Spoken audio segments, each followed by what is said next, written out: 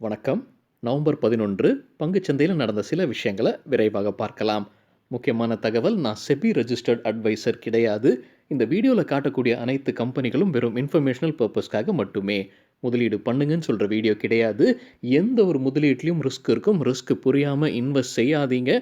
Risk புரியலனா தயவு செய்து இன்வெஸ்ட்மெண்ட்டை தவிர்த்துருங்க. நம்ம ருப்பி டிரைவர் சேனலை ஆதரிக்கிற அனைத்து நல்ல உள்ளங்களுக்கும் நன்றி. வீடியோ பிடிச்சிருந்ததுன்னா தயவு செய்து லைக் பண்ணுங்கள். சில இண்டிவிஜுவல் ஸ்டாக்ஸ் மற்றும் செய்திகள் விரைவாக பார்க்கலாம். ஆர்பிஐ கவர்னர் திரு சக்திகாந்த தாஸ் நடப்பு நிதியாண்டுடைய ஜிடிபி 9.5% எட்டும்ன்ற நம்பிக்கை தெரிவித்திருப்பதாக பத்திரிகை செய்தி வெளியாயிருக்கு. இந்த ஆண்டில் உலகத்திலே மிகப்பெரிய ஐபிஓ ஆன ரிவியன் ஆட்டோமோட்டிவ் ஐபிஓ முடிந்து நேற்று லிஸ்ட் ஆயிருக்கு. நாஸ்டாக் யூஎஸ்ஏ ஷேர் மார்க்கெட்டில் 53% அதிகரிச்சிருக்கு. அமேசான் முதலீடு செய்திருக்கிற இந்த கம்பெனி எலக்ட்ரிக் வெஹிக்கிள் தயாரிக்கக்கூடிய ஒரு கம்பெனி. அவங்களுடைய மார்க்கெட் கேப் $100 பில்லியன் கடந்திருக்கு லிஸ்டிங் டே அன்னைக்கு. இந்த தகவல் நமக்கு கிடைத்தது என்டிடிவியிலிருந்து. பிரான்ஸில் 5வது வேவ் கொரோனாக்குரியது போய்கொண்டிருப்பதாக எக்கனாமிக் டைம்ஸில் செய்தி வெளியாயிருக்கு. புதன்கிழமை மட்டும் 11,883 புது கேசஸ் ரிப்போர்ட் செய்யப்பட்டிருக்கு பிரான்ஸ் நாட்டில். சைனீஸ் ரியாலிட்டி கம்பெனியான எவர்கிராண்ட் குறித்து சில வாரங்களுக்கு முன்னாடி நம்ம செய்தி பார்த்துருந்தோம். அவங்களுடைய இன்ட்ரெஸ்ட்டை கரெக்டாக கட்டுவாங்களா, லோன் எடுத்த இன்ட்ரெஸ்ட் மற்றும் பாண்ட்ஸுக்குரிய இன்ட்ரெஸ்ட்டை கட்டுவாங்களா கட்ட மாட்டாங்கன்ற இதில். அதுக்கப்புறம் நம்ம ஒரு செய்தி பார்த்தோம், ஒரு பாண்ட்ஸுடைய மெச்சூரிட்டியில் அவங்க கட்டிட்டாங்க. இப்போ மறுபடியும் வேறு 3 பாண்ட்ஸுடைய இன்ட்ரெஸ்ட் ரேட்டை கட்டிட்டாங்க அப்படின்னு மணி கண்ட்ரோலில் செய்தி வெளியாயிருக்கு. எஸ் பேங்க் தரப்புலேருந்து ஒரு அப்டேட் இருக்குது. மூடிஸ் கொடுத்துருக்கிற கிரெடிட் ரேட்டிங்கை கம்பெனி வெளியிட்டிருக்கிறாங்க. அப்கிரேட் நடந்திருக்கு. Long term foreign currency இஷ்யூர் rating மற்றும் டெபாசிட் ரேட்டிங்ஸ்க்கு அப்கிரேட் ஆகிருக்கு. B3லேருந்து B2ஆக உயர்த்தப்பட்டிருக்கு. அவுட்லுக்கும் உயர்த்தப்பட்டிருக்கு. ஸ்டேபிள்லேருந்து பாசிட்டிவாக. இன்றைக்கி இன்ட்ராடேயில் 4% அதிகரித்தது எஸ் பேங்குடைய share price. Kotak Mahindra bank தரப்புலேருந்து ஒரு அப்டேட் இருக்குது. செப்டம்பர் 2020 அவங்க ஒரு அனௌன்ஸ்மெண்ட் பண்ணியிருந்தாங்க. கேஃபின் டெக்னாலஜிஸில் அவங்க 10% ஸ்டேக் வாங்க போகிறதாக. இப்போ அந்த டிரான்சாக்ஷன் முடிஞ்சிருச்சுன்னு சொல்லியிருக்கிறாங்க. இதற்காக 310 கோடி ரூபாய் செலவு செய்திருக்கிறாங்க Kotak Mahindra bank. Esab India limited தரப்புல ஒரு அப்டேட் இருக்குது. அவங்க டிவிடெண்ட் அறிவிச்சிருக்கிறாங்க. ஒரு ஷேருக்கு 22 ரூபாய். அதற்கான ரெக்கார்ட் டேட் நவம்பர் 19. இந்த பேமெண்ட் டிசம்பர் 10 அல்லது அதற்கு முன்பே செய்யப்படும்னு சொல்லியிருக்கிறாங்க கம்பெனி. இருந்தாலும் இந்த வீடியோ சேர நேரத்தில் 3.5% ரெட்ல ட்ரேட் ஆகிட்டு இருந்தது இந்த கம்பெனியுடைய share price. Glenmark life sciences 5% அதிகரித்ததுங்க இன்ட்ராடேல. அவங்க குவார்ட்டர்லி ரிசல்ட்டும் அறிவிச்சிருக்காங்க. அது கூட காரணமாக இருந்திருக்கலாம். டிவிடெண்ட் வெளியிட்டிருக்கிறாங்க. ஒரு ஷேருக்கு ₹10.50. அதற்கான record date November 23. Pidilite industries இன்ட்ராடேல 4.5% அதிகரித்தது. கம்பெனி அவங்களுடைய குவார்ட்டர்லி ரிசல்ட்டை வெளியிட்டிருக்கிறாங்க. அதன்படி கன்சாலிடேட்டட் ப்ராஃபிட் அதிகரிச்சிருக்கு. இந்த குவார்ட்டருக்கு 375 கோடிகள். போன வருடம் இதே குவார்ட்டரில் 356 கோடிகள் மட்டுமே. ரெவென்யூவும் அதிகரிச்சிருக்கு. இந்த குவார்ட்டரில் 2626 கோடிகள். போன வருடம் இதே குவார்ட்டரில் 1880 கோடிகள். அது மட்டும் இல்லாமல் கம்பெனியுடைய சீஃப் ஃபினான்ஷியல் ஆஃபீஸர் திரு பிரதீப் மேனன் ராஜினாமா செய்திருப்பதாக கம்பெனி வெளியிட்டிருக்கிறாங்க செய்தி. பர்ஜர் பெயிண்ட்ஸ் குவார்ட்டர்லி ரிசல்ட் வெளியிட்டிருக்கிறாங்க. அதன்படி ப்ராஃபிட் இந்த குவார்ட்டருக்கு 219 கோடிகள். போன வருடம் இதே குவார்ட்டரில் 221 கோடிகள். ஸோ ப்ராஃபிட் குறைஞ்சிருக்கு. ரெவென்யூ அதிகரிச்சிருக்கு. இந்த குவார்ட்டருக்கு 2225 கோடிகள். போன வருடம் இதே குவார்ட்டரில் 1743 கோடிகள். இன்ட்ராடேல வாலட்டைலாக இருந்தது. 2% பாசிட்டிவ், பிறகு 2% நெகட்டிவ். ஈஸ்மை ட்ரிப் அவங்களுடைய டிவிடெண்ட் அறிவிச்சிருக்கிறாங்க. ஒரு ஷேருக்கு ₹1. இந்த பேமெண்ட் டிசம்பர் 10 அல்லது அதற்கு முன்பே செய்யப்படும்னு சொல்லியிருக்கிறாங்க கம்பெனி. இன்றைக்கி இன்ட்ராடேல வாலட்டைலாக இருந்தது. 2% பாசிட்டிவ், பிறகு negative. Eveready industries quarterly result வெளியிட்டிருக்கிறாங்க. இன்ட்ராடேல 3% விழுந்தது இந்த கம்பெனியுடைய share price. Consolidated net profit 31 கோடிகள். இது போன வருடம் இதே குவார்ட்டருடன் கம்பேர் செய்யும்போது 46% விழுந்திருக்கு. ரெவென்யூ பார்த்தீங்கன்னா 4% விழுந்திருக்கு ஆண்டிற்கு ஆண்டு கம்பேர் செய்யும்போது. ஃபினோலெக்ஸ் கேபிள்ஸ் தரப்புலேருந்து ஒரு அப்டேட் இருக்குது. அவங்க புது செக்மெண்ட்டில் நுழைய போவதாக அறிவிச்சிருக்கிறாங்க. ரூம் ஹீட்டர் செக்மெண்ட்டில் சில ப்ராடக்ட்ஸை அறிமுகம் செய்ய போகிறதாக அறிவிச்சிருக்கிறாங்க. இன்றைக்கி இன்ட்ராடேல 4% அதிகரித்தது கம்பெனியுடைய ஷேர் ப்ரைஸ். நாராயணா ஹிருதயாலயா இன்ட்ராடேல கலக்கியிருக்கிறாங்க. 14% அதிகரித்தது. அவங்க குவார்ட்டர்லி ரிசல்ட் வெளியிட்டிருக்கிறாங்க. அதன்படி நெட் ப்ராஃபிட் 99 கோடிகள் இந்த குவார்ட்டருக்கு. போன வருடம் கம்பெனி இதே குவார்ட்டரில் நஷ்டத்தில் இருந்திருக்கிறாங்க. 3.4 கோடிகள். குவிண்ட் டிஜிட்டல் மீடியா தரப்புலேருந்து ஒரு அப்டேட் இருக்குது. என்ன அப்டேட்னா, அவங்களுடைய கம்பெனியில் இன்வெஸ்ட் செய்யக்கூடிய தொகையை உயர்த்தி இருக்கிறாங்க 200 கோடி ரூபாயாக. அது மட்டும் இல்லாமல் குவிண்டிலியான் மீடியா பிரைவேட் லிமிடெட்டில் 100% ஸ்டேக்கும், ஸ்பங்க்லேன் மீடியா பிரைவேட் லிமிடெட்டில் 48% ஸ்டேக் வாங்க போகிறதாக அறிவிச்சிருக்கிறாங்க. இன்றைக்கி இன்ட்ராடேல வாலட்டைலாக இருந்தது கம்பெனியுடைய ஷேர் ப்ரைஸ். 4% பாசிட்டிவ் மற்றும் 5% நெகட்டிவில் ட்ரேட் ஆகிட்டு இருந்தது.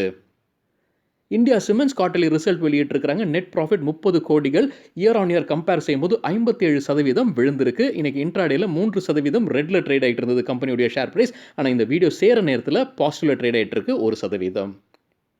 கிரைசில் குவார்ட்டர்லி ரிசல்ட் வெளியிட்டிருக்காங்க. அதன்படி கன்சாலிடேட்டட் நெட் ப்ராஃபிட் 86 கோடிகள்.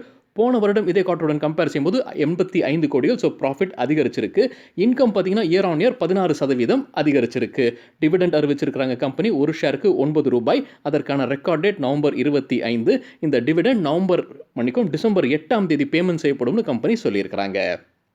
மேலும் கம்பெனியுடைய ஒரு ப்ராப்பர்ட்டி மும்பையில் இருக்கிறத ஜூன் 2021 ஒரு அனௌன்ஸ்மெண்ட் பண்ணியிருந்தாங்க. அந்த ப்ராப்பர்ட்டியை விற்பனை செய்ய போகிறதாக. அந்த டிரான்சாக்ஷன் இப்போ முடிஞ்சிருச்சுன்னு சொல்லியிருக்கிறாங்க. இந்த டிரான்சாக்ஷன் வழியாக 49 கோடிகள் கம்பெனிக்கு உள்ளார வந்திருக்குன்னு சொல்லியிருக்கிறாங்க. இன்னைக்கு இன்ட்ராடேல 12% அதிகரித்தது கம்பெனியுடைய share price. General insurance corporation of India quarterly result வெளியிட்டிருக்காங்க. இன்ட்ராடேல 6% அதிகரித்தது. கிராஸ் பிரீமியம் இந்த குவார்ட்டருக்கு 8375 கோடிகள் மட்டுமே. போன வருடம் இதே குவார்ட்டரில் 10,652 கோடிகள். ஸோ குறைஞ்சிருக்கு கிராஸ் பிரீமியம். நெட் பிரீமியம் பார்க்கும்போது 7,451 கோடிகள் மட்டுமே இந்த குவார்ட்டருக்கு.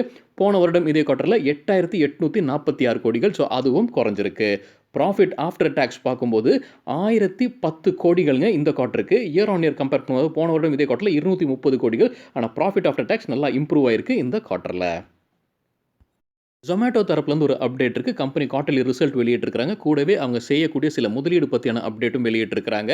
அதன்படி அவங்க சமாஸ்ட் டெக்னாலஜிஸில் 16% ஸ்டேக் வாங்குறாங்க. இதற்காக 37 கோடிகள் செலவு செய்கிறாங்க. பிக் ஃபுட் ரீட்டைல் சொல்யூஷன்ஸில் 8% கிட்டத்தட்ட ஸ்டேக் வாங்குறாங்க. இதற்காக 557 கோடிகள் செலவு செய்ய போகிறாங்கன்னு சொல்லியிருக்கிறாங்க. குவார்ட்டர்லி ரிசல்ட் பார்க்கும்போது கம்பெனி குவார்ட்டரில் லாஸில் இருக்கிறாங்க. 435 கோடிகள் நஷ்டத்தில் இருக்கிறாங்க. போன வருடம் இதே குவார்ட்டரில் 230 கோடிகள் நஷ்டத்தில் இருக்கிறாங்க.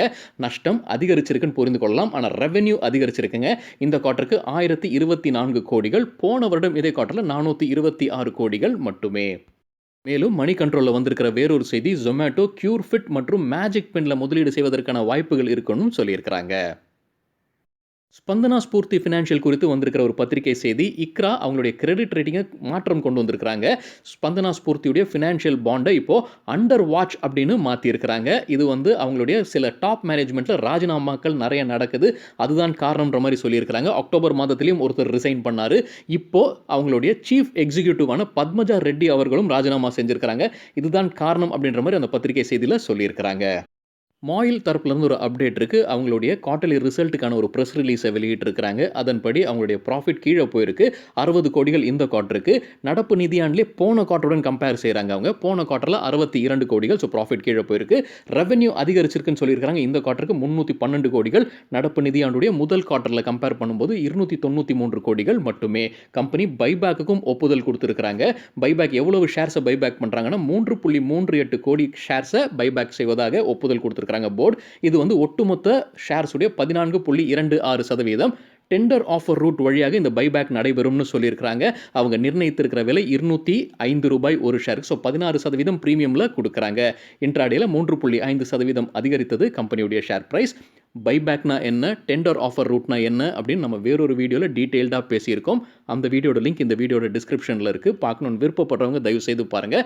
அதே மாதிரி பைபேக் ரேஷியோவை எப்படி கால்குலேட் செய்கிறாங்க, அது முன்கூட்டியே நம்மளால் கால்குலேட் செய்ய முடியுமா கிட்டத்தட்ட அப்படின்ற மாதிரி வேறொரு வீடியோவில் பேசியிருக்கோம் எடுத்துக்காட்டுடன். அந்த வீடியோட லிங்க்கும் இந்த வீடியோட டிஸ்கிரிப்ஷனில் இருக்குது.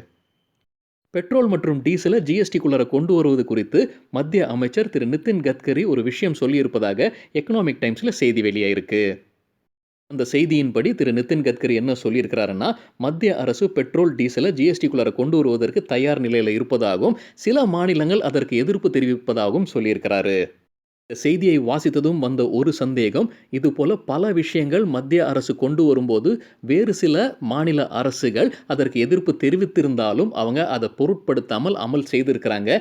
அதே மாதிரி பெட்ரோல் டீசல் ஜிஎஸ்டிக்குள்ளே கொண்டு வருவதும் அரசு அமல்படுத்தினால் நன்றாக இருக்கும் அப்படின்றதான் யோசனை. அதே மாதிரி அப்போ தெரிந்துவிடும் எந்த மாநில அரசுகள் அதை ஆதரிக்கிறாங்க, அதை எதிர்க்கிறாங்க அப்படின்றத. மத்திய நிதி அமைச்சர் திருமதி நிர்மலா சீதாராமன் அவர்கள் வங்கிகளுடைய தலைவர்களுடன் ஒரு மீட்டிங் நடத்த போவதாக எக்கனாமிக் டைம்ஸில் செய்தி வெளியே இருக்கு. என்ன முக்கியமான விஷயம் இந்த மீட்டிங்லன்னா, கொரோனாவால் பாதிக்கப்பட்ட சில செக்டருக்கு பணம் விரைவாக சென்றடைய வேண்டும் அப்படின்றத உறுதிப்படுத்துவதற்காக இந்த மீட்டிங் நடைபெறுவதாக அந்த செய்தியில் சொல்லியிருக்கிறாங்க. பேஜ் இண்டஸ்ட்ரீஸ் குவார்ட்டர்லி ரிசல்ட் அறிவிச்சிருக்காங்க. ஜாக்கி பிராண்ட் நடத்தக்கூடிய கம்பெனிங்க. ₹150 ஒரு ஷேருக்கு டிவிடெண்டும் அறிவிச்சிருக்காங்க. அதற்கான ரெக்கார்ட் டேட் நவம்பர் 20ஆம் தேதி. இந்த டிவிடெண்ட் டிசம்பர் 10 அல்லது அதற்கு முன்பே பேமெண்ட் செய்யப்படும்னு சொல்லியிருக்காங்க. ரிசல்ட்டை பார்க்கும்போது revenue ₹10,840 million, year on year compare பண்ணும்போது 46% அதிகரிச்சிருக்கு. Profit after tax ₹1,605 million, year on year 45% அதிகரிச்சிருக்கு. நிஃப்டி இன்னைக்கு 144 புள்ளிகள் இழந்து ரெட்ல க்ளோஸ் ஆயிருக்கு. 0.8% குறைவாக 17,874 க்ளோஸ் ஆயிருக்கு. இன்னைக்கு ஓப்பன் முந்தின க்ளோஸை விட 50 புள்ளிகள் கேப் டவுனில் ஓப்பன் ஆயிருக்கு. ஹையான 17,971, அது முந்தின க்ளோஸை விட குறைவாகவே இருந்தது. லோ 17,798. வாலட்டிலிட்டி இண்டெக்ஸ் 0.25% அதிகரித்தது. நிஃப்டி பிஇ நவம்பர் 10ஆம் தேதி டேட்டால 26.03. நிஃப்டியுடைய 15 மினிட் சார்ட்டில் முதல் கேண்டலில் கேப் டவுன் இருந்திருக்கு. அதுக்கப்புறம் செல்லிங் தான் ஸ்ட்ராங்காக போயிருக்குங்க. 17,850 ஒரு சப்போர்ட் எடுத்தது. ஆனால் மதியத்துக்கு மேலே அதுவும் பிரேக் ஆனது. அதுக்கப்புறம் 17,800 மறுபடியும் பையர்ஸ் வராங்க. அது ஷார்ட் கவரிங்காக கூட இருப்பதற்கான வாய்ப்புகள் இருக்குது. செக்டர் வைஸ் பர்ஃபார்மன்ஸ் பார்க்கும்போது மெட்டல் செக்டர் 0.4% அதிகரித்தது. கன்சூமர் டியூரபிள்ஸ் 0.3%, ஐடி 0.4% விழுந்தது. Oil and gas 0.6%, private sector bank 0.9%, FMCG கிட்டத்தட்ட 1%, ஆட்டோ 1.2%, பேங்க் 1.2%, மீடியா 1.2% விழுந்தது. Health care index 1.2%, financial services 1.3%, pharma 1.4%, public sector bank 1.8%, realty sector 2.3% விழுந்தது. நிஃப்டியில் டாப் 5 கெய்னர்ஸ். டைட்டன் 1.7% அதிகரித்தது. Hindalco 1%, JSW steel 0.6%, TCS 0.6%, M&M 0.6% அதிகரித்தது. நிஃப்டியில் top 5 losers. State bank of India 2.8% விழுந்தது. ONGC 2.6%, SBI life 2.5%, Bajaj Finserv 2.5%, Tech Mahindra 2.4% விழுந்தது. November 10ஆம் தேதி ரிசல்ட் அறிவித்த சில கம்பெனிகள் எப்படி பெர்ஃபார்ம் பண்ணியிருக்காங்கன்னு விரைவாக பார்க்கலாம். ஆப்பிள் இந்தியா இன்ட்ராடேல 9% அதிகரித்தது. ஆலம்பிக் ஃபார்மா இன்ட்ராடேல 5% விழுந்தது. அனுபம் ரசாயன் வாலட்டைலாக இருந்தது. 1% பாசிட்டிவ் மற்றும் நெகட்டிவ். ஆஸ்ட்ரா மைக்ரோவேவ் 2% விழுந்தது. பாமர் லாரி 3% இன்ட்ராடேல விழுந்தது. பேங்க் ஆஃப் பரோடா 2.4% அதிகரித்தது இன்ட்ராடேல. பர்ஜர் பெயின்ஸ் வாலட்டைலாக இருந்தது. 2% பாசிட்டிவ் மற்றும் நெகட்டிவ். கிரைசில் கலக்கி இருக்கிறாங்க. இன்ட்ராடேல 12% அதிகரித்தது. எவரடி இண்டஸ்ட்ரீஸ் 3% இன்ட்ராடேல விழுந்தது. ஹாக்கின்ஸ் குக்கர் 3% அதிகரித்தது. கல்யாண் ஜுவல்லர்ஸ் 2% விழுந்தது இன்ட்ராடேல. ஜெனரல் இன்சூரன்ஸ் கார்ப்பரேஷன் இன்ட்ராடேல 6% அதிகரித்தது. என்ஐஐடி ரொம்ப வாலட்டைலாக இருந்திருக்குங்க. 4% நெகட்டிவாக இருந்தது. அதுக்கப்புறம் 8% பாசிட்டிவாகவும் இருந்தது என்ஐஐடி இன்னைக்கு இன்ட்ராடேல. ஆயில் இந்தியா இன்ட்ராடேல 2% விழுந்தது. பிடிலைட் இண்டஸ்ட்ரீஸ் 4.5% அதிகரித்தது. ஸ்ட்ரைட்ஸ் ஃபார்மா இன்ட்ராடேல 3% விழுந்தது. ஜொமேட்டோவும் வாலட்டைலாக இருந்ததுங்க. 2% நெகட்டிவ், பிறகு 6% பாசிட்டிவாக ட்ரேட் ஆகிட்டு இருந்தது. சரிங்க, இதுதான் சில விஷயங்கள் என்னுடைய பார்வைக்கு எட்டியது. நன்றி, வணக்கம்.